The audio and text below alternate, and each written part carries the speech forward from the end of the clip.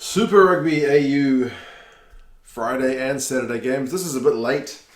Like I said, Friday and Saturday. I'm sitting here Sunday night recording this video. A sniffle that I've got is becoming a full-on cold. These games finish. They start at 9:45 p.m. So by the time I get around to finishing the game, I am ready for bed rather than ready for video. So, yep, much belatedly, but here we go. I will say, first and foremost, bloody good games. I love games that go down to the wire. 20 points to 16, 27-24. Could have won it after like 13 phases at the death. Won it with a kick when the clock was in the red zone. Like, that's perfect. That's what I want to see. I know that I watched the Crusaders and the Hurricanes play tonight over here in New Zealand, and there were some good tries as well.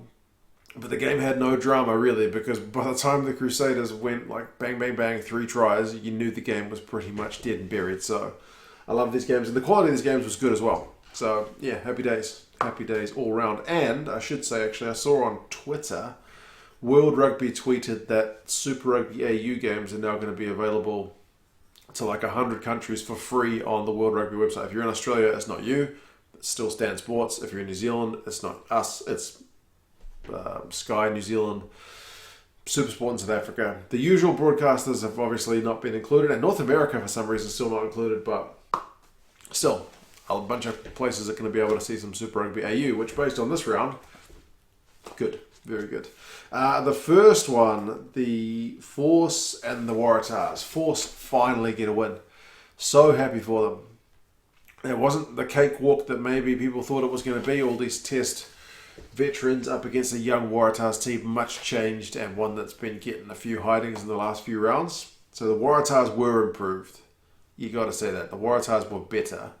They couldn't have been a heck of a lot worse, but they were competitive. Where they'll be disappointed is the fact that they had a big lead and then they threw it away. It was like 13-0 pretty early, and yet the Force away from home still managed to come back. Maybe that's partly that experience we're talking about with some of the veterans. The Waratahs, interestingly, turned down 3 early and they got a reward for it. Poreki got the first try from a maul and they converted it, so 7-0. And then they added a couple more penalties to make it 13-0. Pretty good. It was looking pretty hairy for the Force. But they did manage to kind of come back into the game eventually. I should say Nawani Dawase put a nice chicken wing offload that I took note of. After a big line break, but the offload went into touch, and the commentary team kind of gave him a bit of stick for not holding onto the pill. But it was an exciting moment, and I think if the Waratahs convert that chance, maybe the game goes a different way. But anyway, 31 minutes, the Force finally convert an opportunity, because I will say they were having opportunities in that first half, but they weren't converting them, whereas the Waratahs were going down the other end and just taking their chances. It's Fergus Lee Warner who gets it. It's Anstey who makes the big line break, and he passes to Lee Warner. Suddenly it's 13-7. That's back in game on. And then 36 minutes, the Force get a penalty to make it 13-10. The Tars were starting to look tired because they had to do a lot of defending in that first half as well. They made 120 tackles to the Force's 57. So that's what I mean. Like, the Force at 13-0 down weren't not in the game. You know, they were in the game, but they weren't able to convert any of their chances, but they did eventually to get it back to 13-10. Possession was 68-32. Territory was 71-29. That's to the Force. Tackling percentages both in the mid-80s, high 80s for the Force, actually. Defenders beaten was 20-8, believe it or not, and clean breaks was 2 apiece. Second half, the Force go close. Break for my cold. What was I saying? It wasn't the Force that went close, it was the Waratahs. Poreki went close, he knocked it on over the line. And again, that's maybe a bit of a game changer, but the Force defence had been holding really well, holding up the Tars maul, and I think it was Kubeli who kind of ripped it out of him as well. So really good, ferocious defence in the end. The Force had a second try on 54 minutes. Anstey this time, he gets the try, so him and Lee Warner swap places. The first try was Lee Warner from Anstey's pass. This time Lee Warner does the line-out jump and he passes it to Anstey, who hits the ball at pace. Great line-out move. And suddenly, boom, it's 17 points to 13. Ram dropped the ball with a line break. It just kind of popped out for no reason. So some of the weird moments for the Waratahs, It's just unforced errors. Nawani had a bunch of cramp. He seemed to go down like 4 or 5 times. And just when you're thinking, okay, it's probably going to be the Force's day, Andrew Reedy, who I've mentioned is formerly like my most disliked rugby player when he was at the Reds, and he's kind of been maybe getting his way back into my good books, not that it matters, has gone back into the stupid category, hasn't he? He punches, is it Sinclair? They're like grabbing and pulling each other, and Reedy ends up with a punch, and it's like, boom, red card, now your team's in all kinds of strife. Absolutely mad. The Tars mauled it, but the Force managed to win a penalty. The Force were offside. Eventually, 72 minutes, the Waratahs kicked the penalty to make it 16-17, a 1-point game. Kahui pounces on a Waratahs loose ball. The Force knock it on, though. It's another one of those missed chances. If they convert there, maybe it's game over. But they did manage to win a free kick at the scrum, which was again poor from the Tars. And then the scrum got a penalty. They kicked it. Makes it 20-16. That's enough to win the game, man. Like I said, the Tars went into like 82 minutes. Maddox was almost making a line break.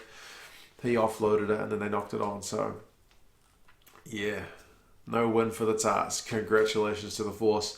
If I didn't have a full of a cold, I would be more ecstatic for them, but also my kids are sleeping in the other room, so I'm trying to keep it down. But believe me, in my heart, I'm ecstatic for the Force. Possession 56-44 and territory 58-42 to the Force, so the Waratahs closed it up a bit in their second half.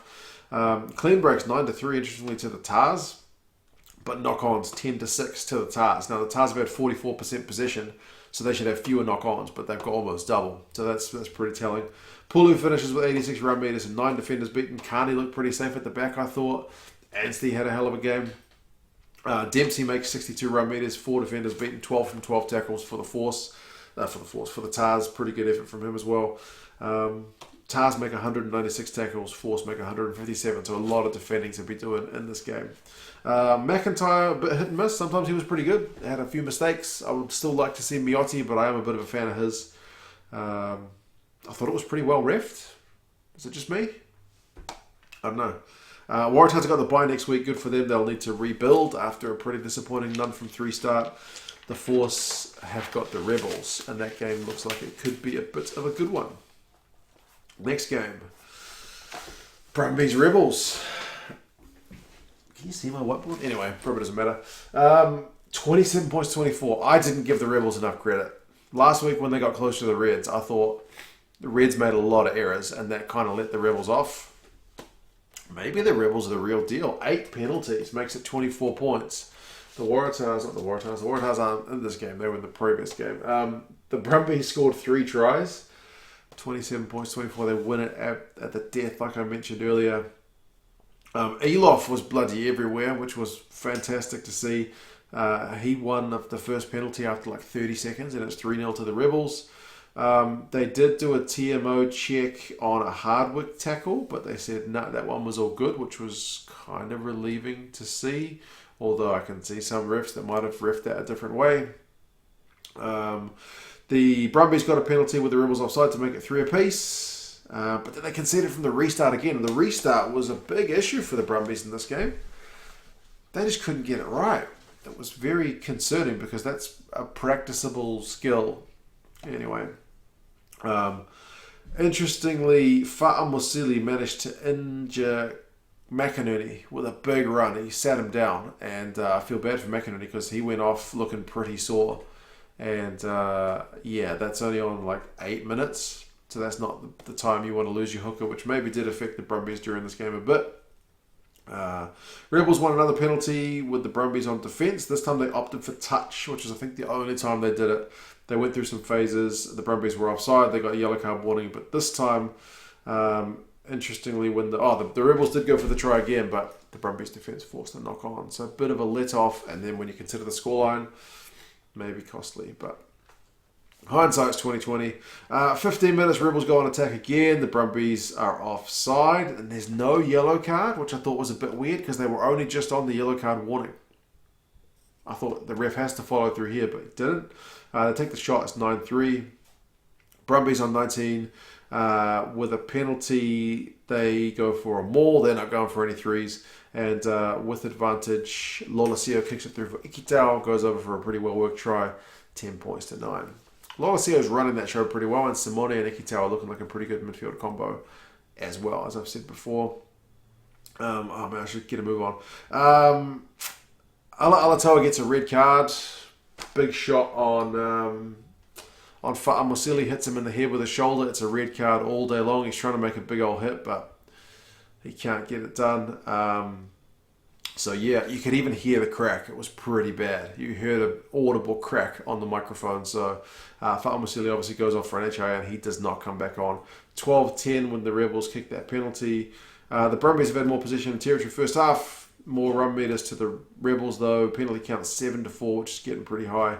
TMO checks a shot from Sordoni in the second half. The new Rebels prop. He gets away with only a penalty for a clean out on Nick White. The Brumbies opt for 3. They didn't get it, but it did eat down some of the time with the red card. Remember, red card's at 20 minutes now.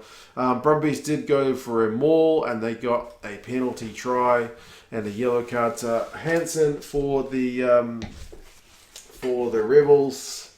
Penalty try and yellow cards pretty brutal for the Rebels, especially seeing as they had the man up. So top stuff from the Brumbies. But then they conceded another penalty from the restart and Tamur kicked it to make it 15-17.